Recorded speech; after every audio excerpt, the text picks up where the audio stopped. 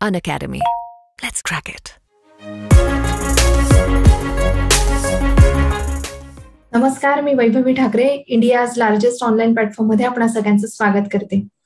मित्रहो, गेल्या काही दिवसांपासून आपण महाराष्ट्रातल्या वेगवेगळ्या स्पर्धा परीक्षांमधून उत्तीर्ण झालेल्या टॉपर्सना आपल्या या प्लॅटफॉर्मवर बोलवत आहोत, जेणेकरून त्यांचा प्रवास, त्यांचा संघर्ष हा विद्यार्थ्यांपर्यंत पोहोचावा.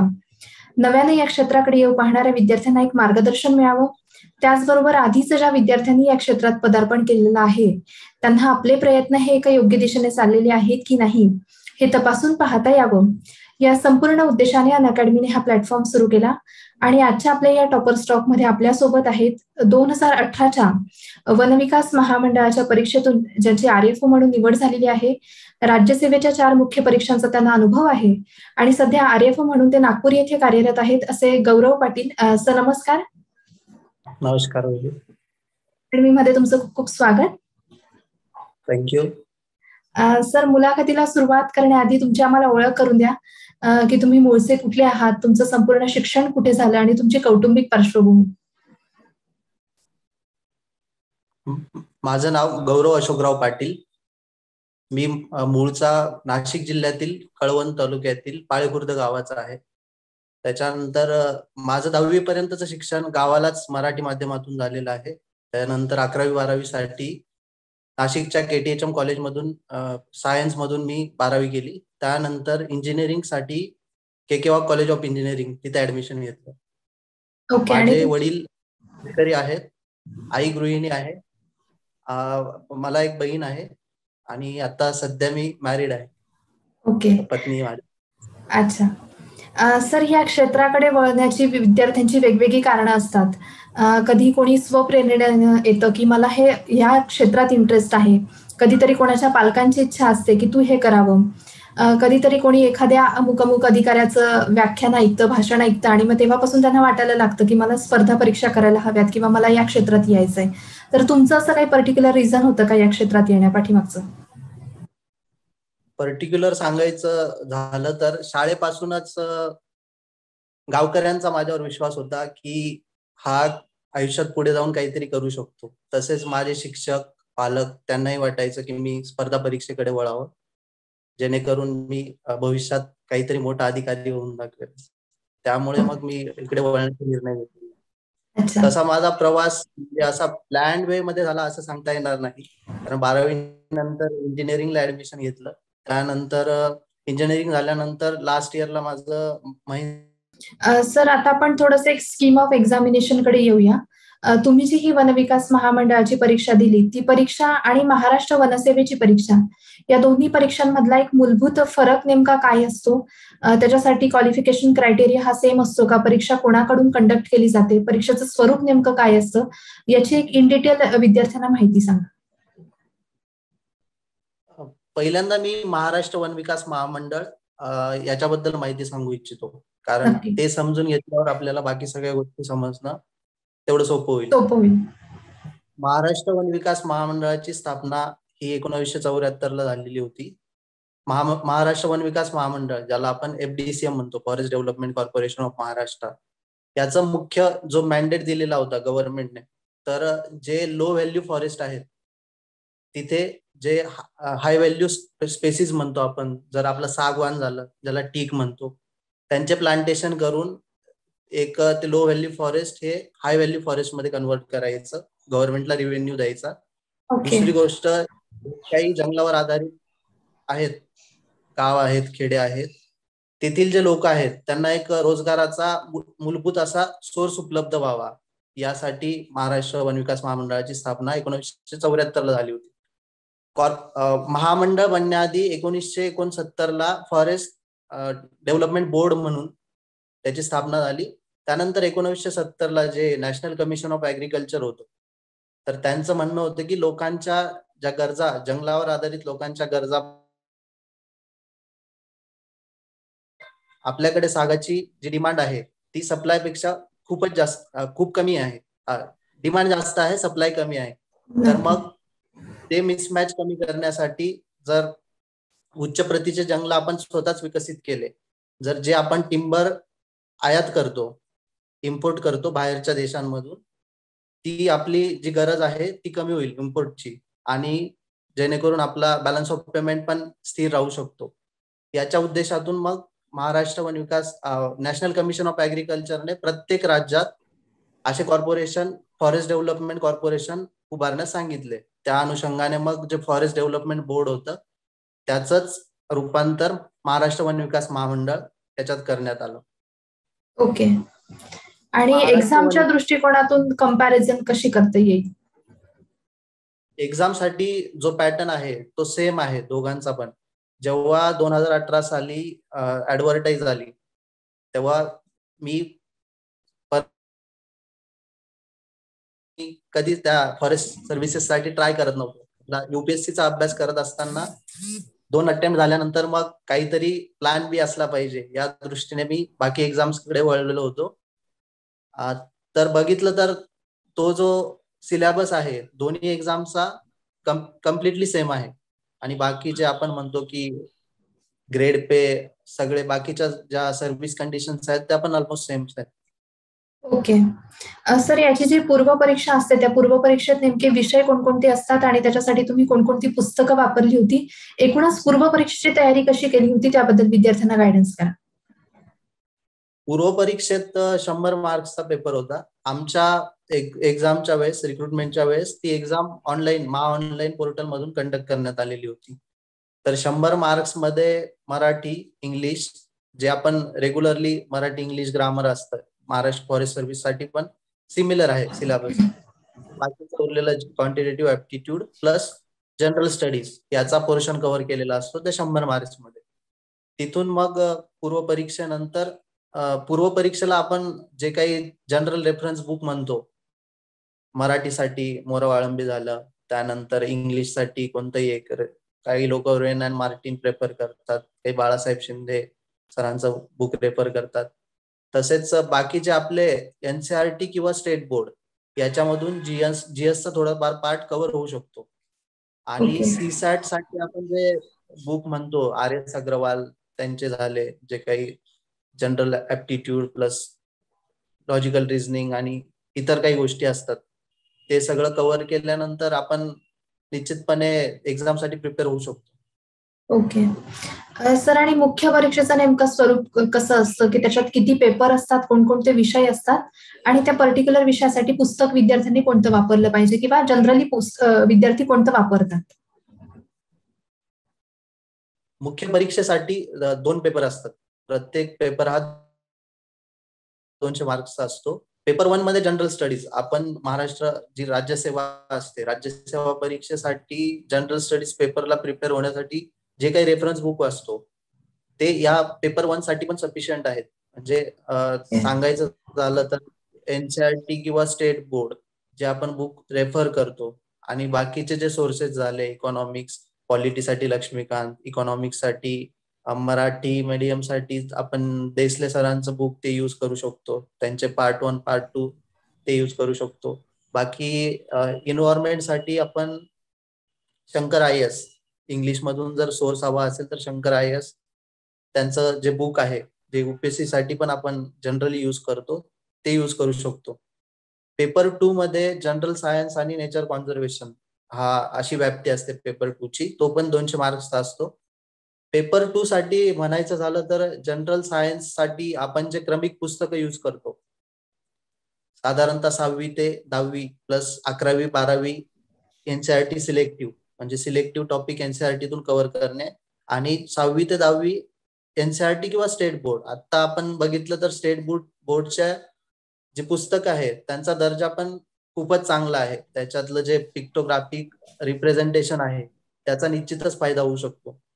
त्याच्यामुळे एनसीआरटी किंवा स्टेट बोर्ड या दोघांपैकी एक आपण युज करू शकतो जनरल सायन्स साठी. त्याच्यानंतर जो ऍग्रिकल्चरशी रिलेटेड पार्ट आहे स्पेसिफिकली, त्यासाठी आपण रेड्डी अँड रेड्डी सरांचं जे बुक आहे ते रेफर करू शकतो, किंवा मग 11-12चं जे स्टेट बोर्डचं ऍग्रिकल्चर आहे ते दोन्ही बुक पण अतिशय उत्तम आहेत, आणि त्याच्यातून ऑलमोस्ट सर्व सिलेबस कव्हर होतो.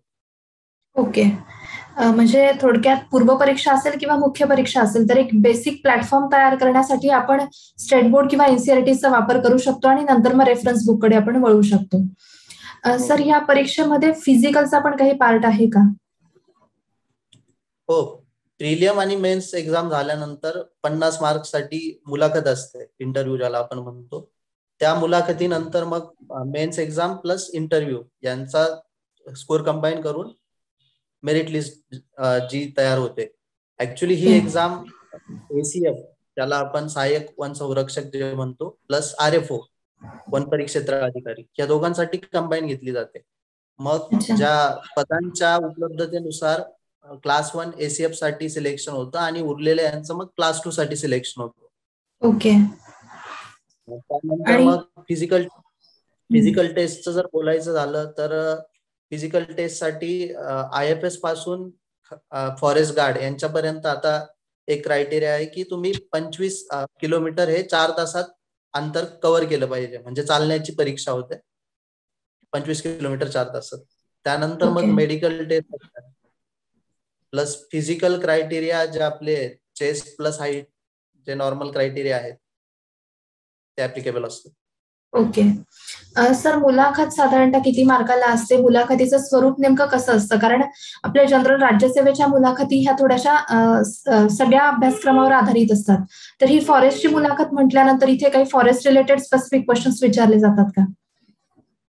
हा, ते तर असतंच. आता मी माझ्या स्वतःच्या मुलाखतीचा अनुभव सांगतो. मी जेव्हा मुलाखतीसाठी गेलो तेव्हा ज्या पॅनलचे हेड, पॅनलमध्ये 5 मेंबर होते. FDCMनेच मुलाखत कंडक्ट केलेली होती, म्हणून मग FDCMचे जे MD म्हणतो आपण, व्यवस्थापकीय संचालक, ते एन रामबाबू सर होते आम्हाला. ते नंतर आता फॉरेस्टचे जे महाराष्ट्र फॉरेस्टचे जे हेड म्हणून रिटायर झाले, हेड ऑफ फॉरेस्ट फोर्स म्हणून, तर ते हेड होते त्या पॅनलचे, आणि इतर 4 IFS लोक होते त्यांच्याबरोबर. तर मग मुलाखतीला जाताना जेव्हा आम्ही बाहेर बसलेलो होतो, म्हणजे खरं सांगायचं म्हणजे मुलाखतीला जाईपर्यंत रेंज फॉरेस्ट ऑफिसर याचा रोल नेमका काय असतो याची आयडिया, संपूर्ण कल्पना आलेली नव्हती. पण मग जो मुलाखत देऊन बाहेर येत होता त्याच्याकडनं रिव्ह्यूज घेतल्यानंतर मग एक क्वेश्चन होता कॉमन की म्हणजे ACF त्याचा रोल काय असतो फॉरेस्ट सर्व्हिस मध्ये आणि RFO यांचा रोल काय असतो.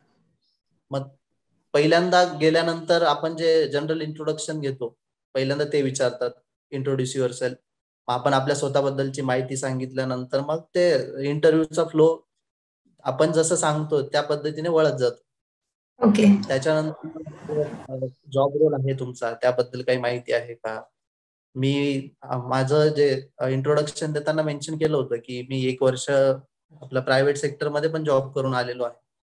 मग त्यांनी विचारलं प्रायव्हेट कडनं आणि त्यातल्या त्यात मेकॅनिकल इंजिनिअरिंग करून इकडे वळण्याचं कारण काय? तर मग मी सांगितलं की मी अशा तालुक्यातून येतो जिथे आदिवासी पॉप्युलेशन भरपूर आहे. त्याच्यामुळे मी त्यांचे प्रॉब्लेम्स जवळून बघितलेले.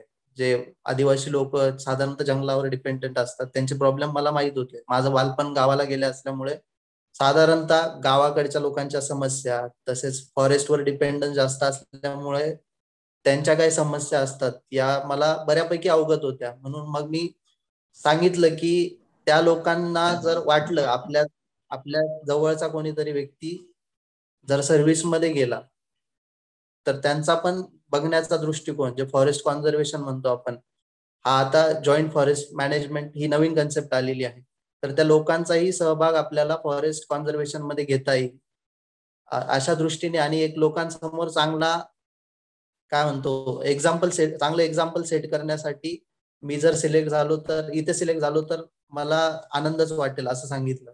त्यानंतर मग मी दुसरं सांगितलं की मला जास्तीत जास्त लोकांशी इंटरॅक्ट करता येईल, असं साधारणतः जनरल इन्फॉर्मेशन दिली. नंतर एका पॅनल मेंबरने मला विचारलं की तू ऍग्रिकल्चरशी रिलेटेड आहे, समजा ऍग्रिकल्चर बद्दल तुला माहित आहे.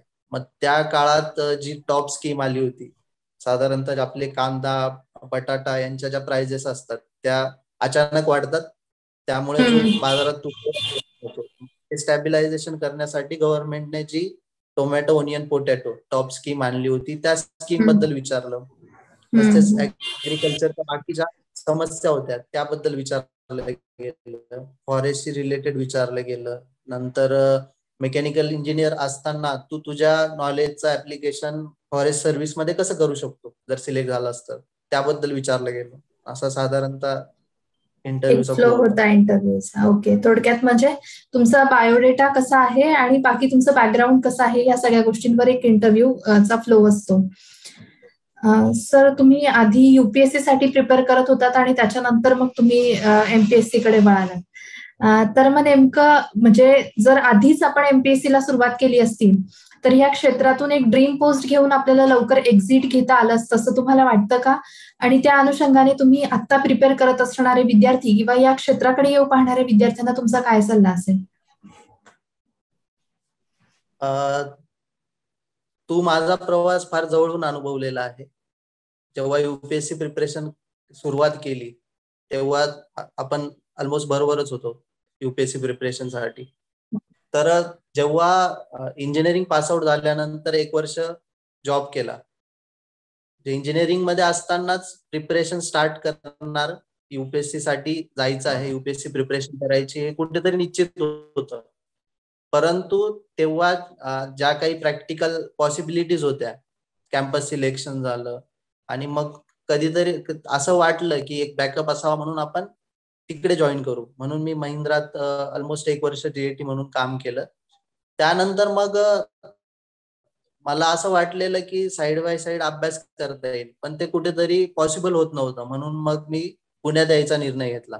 तर पुण्यात युपीएससी प्रिपरेशन चालू केल्यानंतर जो पहिल्यांदा आपल्याला कॉन्फिडन्स असतो, म्हणजे मी जेव्हा प्रिपरेशन स्टार्ट करायचं म्हटलं आणि मला जॉब कंटिन्यू करायचा नाही असं घरच्यांना सांगितलं, घरचे म्हणत होते ठीक आहे, कारण कुठेतरी त्यांना विश्वास होता की, आणि मी पण सांगत होतो की मी जरी युपीएससी नाही झालो तर कुठे ना कुठे काही ना काही दुसरी पोस्ट घेऊ शकतो आणि युपीएससी साठी मला 2 वर्ष लागतील असा कुठेतरी, साधारण 2 वर्षात मी युपीएससीत काहीतरी करू शकतो असा कुठेतरी विश्वास म्हणावा की अति आत्मविश्वास असं वाटत होतं.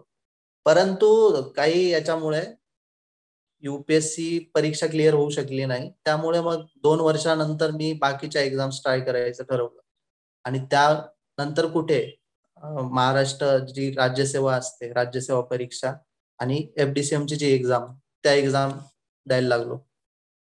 तर माझं विद्यार्थ्यांना सांगणं एवढंच आहे की कधी कधी आपण आपले जे टार्गेट्स असतात ते कुठेतरी जरा जास्तच हाय सेट करून ठेवलेले असतात आणि आपल्या किंवा बाकीच्या व्यक्तींच्या आपल्याकडच्या ज्या एक्सपेक्टेशन्स असतात त्या कधी काळी आपल्याला बळ देतात.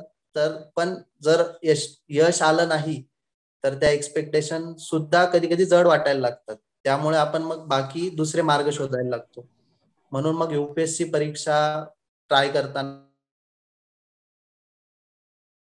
पहिले एमपी एक्झाम दिल्यानंतर मग वाटायला लागलं की आता 2 वर्ष झालेली आहेत, आपण कुठेतरी दुसरे पण ऑप्शन ट्राय करायला पाहिजे. म्हणून मग मी युपीएससी वरून एमपीएससी कडे डायव्हर्ट झालो. पण ते डायव्हर्जन फुल प्लेज नव्हतं, फुल प्लेज असं काही नव्हतं डायव्हर्जन. त्यामुळे मग इकडे सिलेक्शन झाल्यानंतर वाटलं की ट्रेनिंग मध्ये अभ्यास करून दुसरी पोस्ट भेटू शकते. पण ट्रेनिंगचा मी पुढे सांगेलच ट्रेनिंग बद्दल. ट्रेनिंगचं जे शेड्यूल असतं ते म्हणजे फुली ऑक्युपाईंग असतं. सकाळपासून संध्याकाळपर्यंत ऍक्टिव्हिटीज असतात, तुम्ही बिझी असतात, त्यामुळे तेवढा वेळ काढता येत नाही. म्हणून कुठेतरी पहिल्यांदा आपलं ध्येय निश्चित करताना लोकांनी रिअलिस्टिक जे टार्गेट आहे ते सेट करायला पाहिजे असं मला वाटतं. साधारण 2-3 वर्ष जर एका गोष्टीसाठी आपण ट्राय करतो आहोत आणि ती जर अचीव नसेल होत तर मग कुठेतरी प्लॅन बी ठेवलेला कधी चांगलं, असं माझं सगळ्या लोकांना सांगणं आहे. नक्कीच. सर, तुम्ही आता ट्रेनिंगचा उल्लेख केला आणि प्रिपेअर करणाऱ्या विद्यार्थ्यांमध्ये कायम एक उत्सुकता असते की ट्रेनिंग नेमकं कसं कंडक्ट होतं, मग ते राज्यसेवेचं असेल किंवा फॉरेस्टच्या परीक्षांचं असेल. तर ह्या वनविकास महामंडळाकडून घेतल्या गेलेल्या परीक्षेचं ट्रेनिंग नेमकं कसं होतं, त्याचा स्पॅन किती होता, त्या दरम्यान तुमचं रुटीन कसं होतं आणि काय काय गोष्टी तुम्हाला शिकायला मिळाल्या त्यातून? ट्रेनिंग बद्दल बोलायचं झालं तर ट्रेनिंग हा प्रत्येकाच्या आयुष्यातला वन ऑफ द मोस्ट काय म्हणतो थ्रिलिंग एक्सपिरियन्स असतो असं आपण म्हणू शकतो. कारण फॉरेस्ट सर्व्हिसचं जर ट्रेनिंग म्हणायचं झालं तर ACF साठी 2 वर्षाचं अकॅडमिक ट्रेनिंग आहे आणि रेंज फॉरेस्ट ऑफिसर म्हणजे वन परिक्षेत्र अधिकारी त्यांच्यासाठी 1.5 वर्षाचं ट्रेनिंग आहे. ट्रेनिंगसाठी भारतात सेंट्रल गव्हर्नमेंट ऍज वेल एज स्टेट गव्हर्नमेंट यांच्या अकॅडमीज आहे. साधारणतः 10 ते 12 अकॅडमीज ऑल ओव्हर इंडिया आहे. ओके. तर जिथे वॅकन्सीज असतील प्रत्येक अकॅडमीची स्ट्रेंथ आहे 1 बॅच और 2 बॅच. जर बॅचची अवेलेबिलिटी असेल त्यानुसार मग तुम्हाला पाठवलं जातं. आता माझ्याबद्दल सांगायचं झालं तर ऑक्टोबर 2018 मी ट्रेनिंगसाठी कोइंबतूरला गेलो. तामिळनाडू फॉरेस्ट अकॅडमी म्हणून गेलो. तिथे माझं 18 महिन्याचं ट्रेनिंग पार पडलं.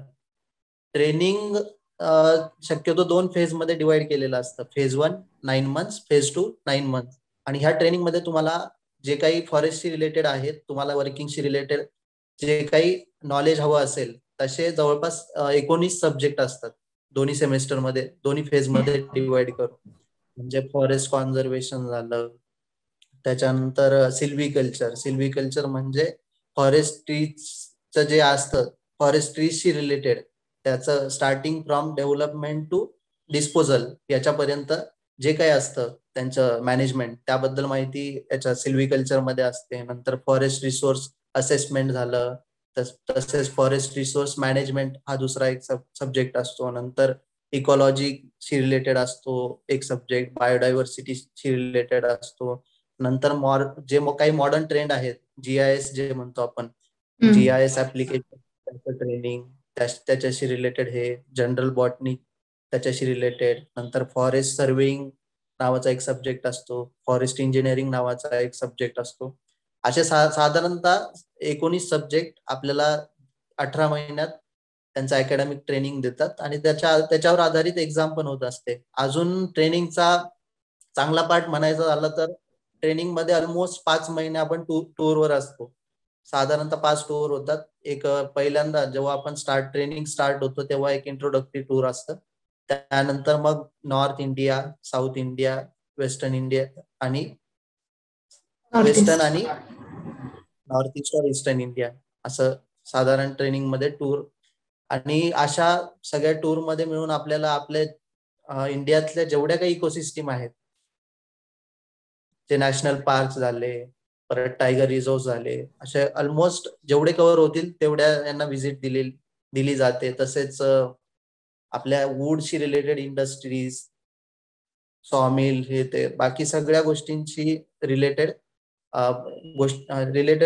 क्षेत्रांना भेटी देऊन आपल्याला ते अभ्यासक्रम लिंक करून समजून दिला जातो.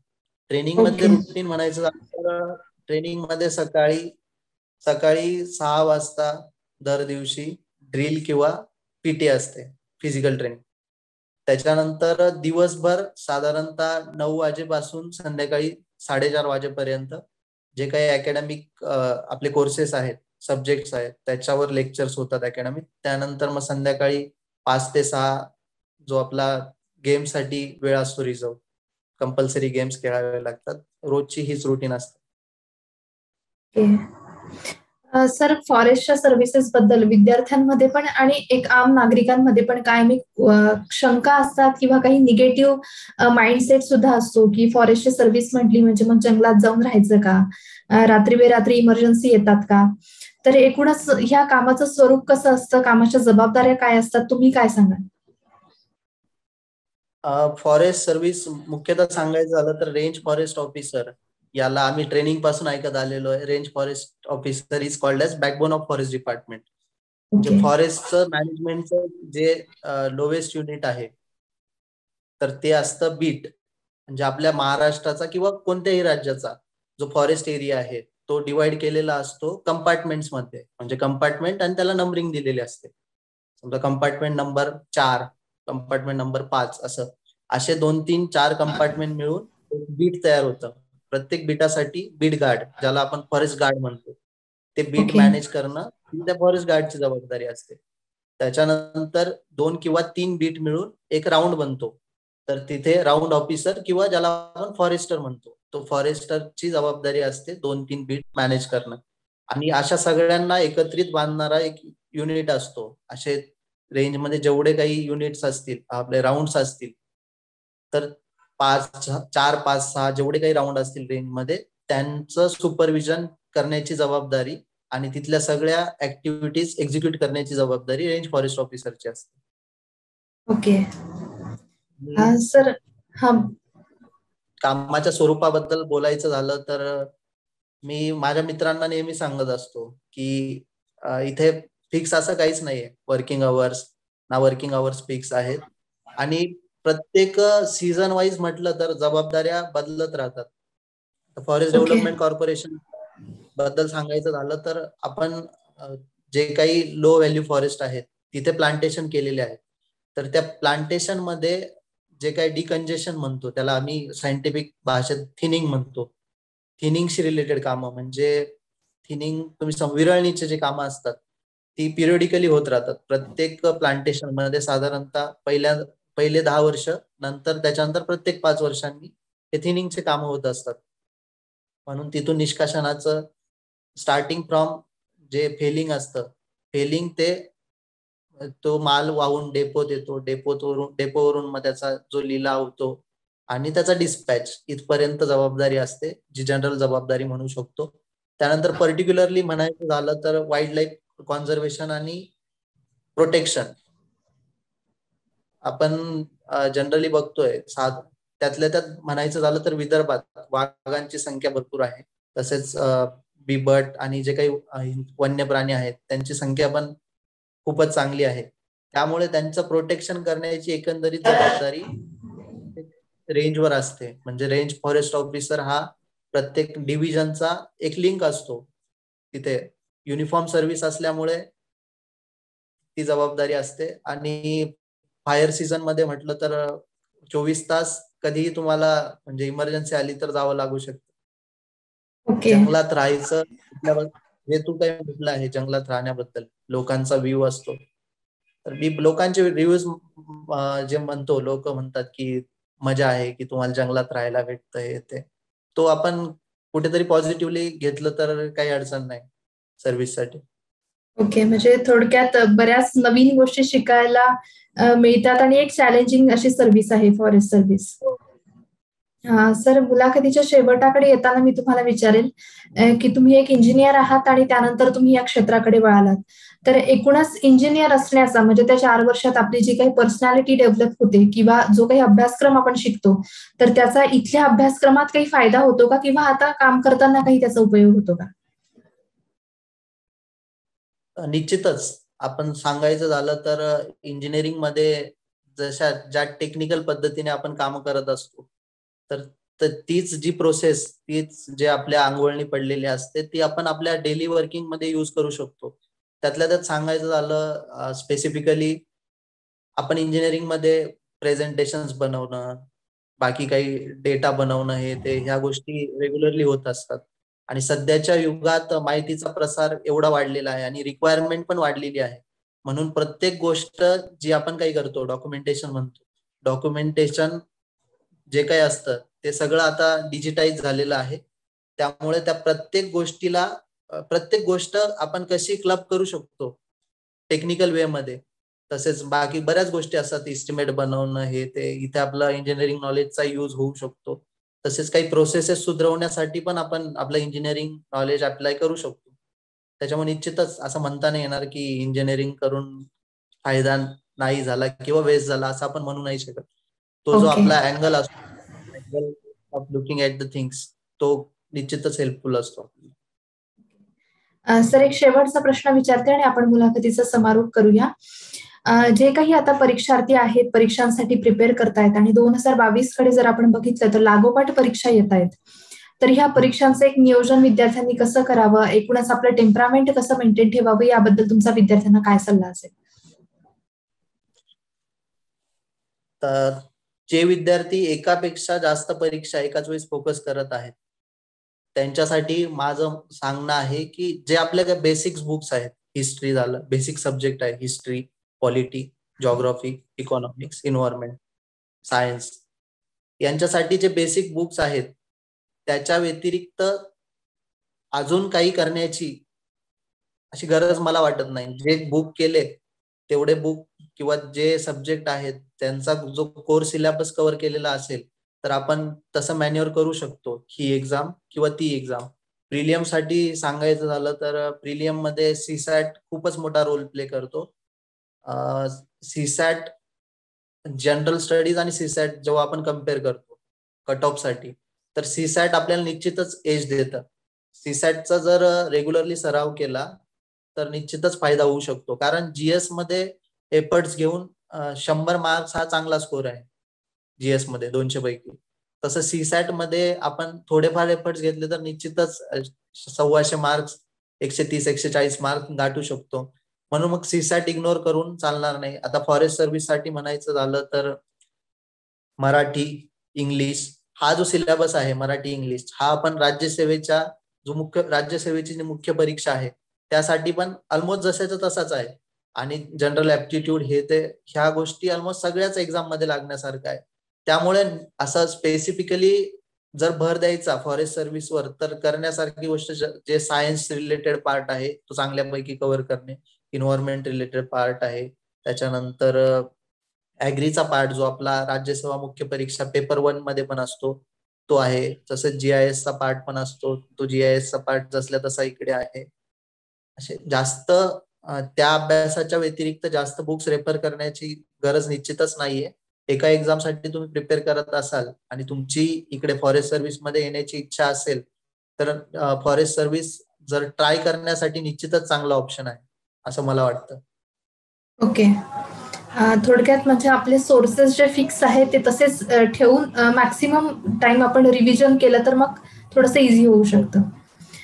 मित्र हो, गौरव पाटील सर आपल्या प्लॅटफॉर्ममध्ये आलेत आणि त्यांनी एकूणच वनविकास महामंडळाकडून घेतली जाणारी परीक्षा, तिचं स्वरूप कसं असतं, एकूणच तिचं ट्रेनिंग कसं होतं, त्यांचा आता कामाचा अनुभव, या सगळ्या गोष्टी त्यांनी आपल्यासोबत शेअर केलेल्या आहेत. आणि अभ्यासासंदर्भात त्यांनी जे गायडन्स केलेलं आहे ते तुम्हाला वनविकास महामंडळाची परीक्षा असेल किंवा महाराष्ट्र वनसेवेची परीक्षा असेल, या दोन्ही परीक्षांसाठी उपयोगात येऊ शकतं.